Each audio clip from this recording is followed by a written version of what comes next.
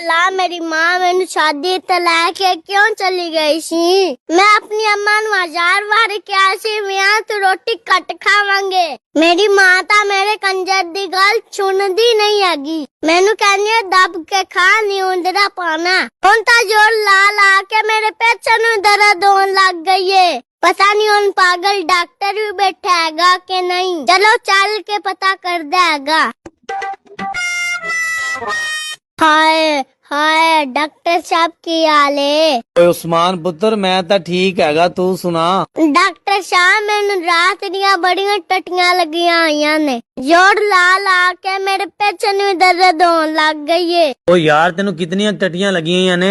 Doctor साहब मैनू बड़ियां टट्टियां लगियां होईयां। ਉਹ ਫਿਰ ਵੀ ਦੱਸ ਤਾਂ ਸਹੀ ਕਿਤਨੀਆਂ ਕ ਲੱਗੀਆਂ ਹੋਈਆਂ ਨੇ। मैनू इतनियां ज्यादा टट्टियां लगियां होईयां ने तुसी विच गोल गप्पा डबो के खा सकदे हो।